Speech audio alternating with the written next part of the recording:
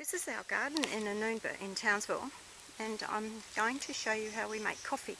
This is our coffee tree. It sits under the mango tree. They say that it's best to put a coffee tree under a larger canopy. Ours is there by accident, and it fruits very well. You can see the red berries. I'll show you a particularly heavily laden bough. The red berries on that bough are about ready to harvest. They can get redder and bigger. Now they either drop on the ground when they're ready. We put a sheet down to catch them. It saves digging through the undergrowth.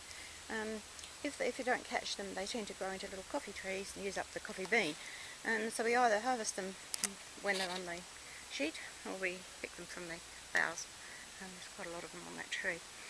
Now when I've done that, or when we've done that, when we've picked, we have two ways. We put them in the red berries. There are some red berries.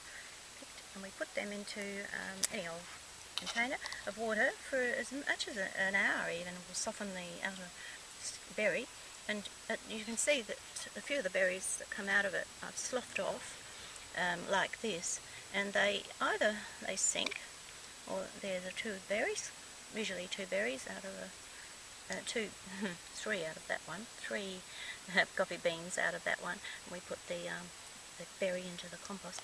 If they float, it's probably because they've got some air in them. It may not be so, but as you go through the next stage, you soon find out which ones have had air in them and they're no good, and you can toss them out. We put them next to dry, out in the sun, on some sort of tray or container, but in the sun for a few days. They need a few days really, and some of them look a little bit yucky and mouldy, and then we pick them out if they're no good, and we end up with a nice hoard of really good looking coffee beans, and we just work through those. There's a further stage in the process. We have to actually shuck those coffee beans, and we don't know of another way to do this. We just do it manually. We click them with our thumbs, and it takes out the outer husk comes off, and you're left with these little green beans they've got a little caul over them, or a sort of a chaffy thing. I wonder if you can see that, but that's really it doesn't have to be shucked off, that little fine outer covering. That comes off in the cooking and the roasting.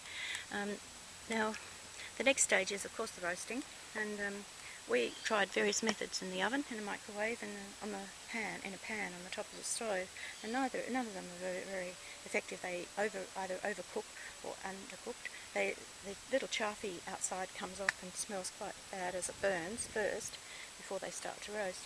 So we made the choice to get a roaster, and the one we chose was a domestic version of a roaster, and it's about $450. It's an iRoaster, and I'm not advertising it, but it is rather good, and it can roast the beans to any kind of darkness you prefer.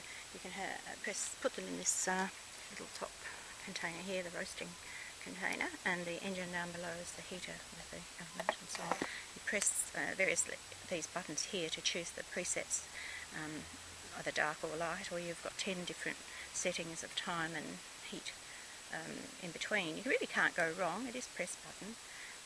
I think that gives a much more even roast than any other method, and that's it really for coffee.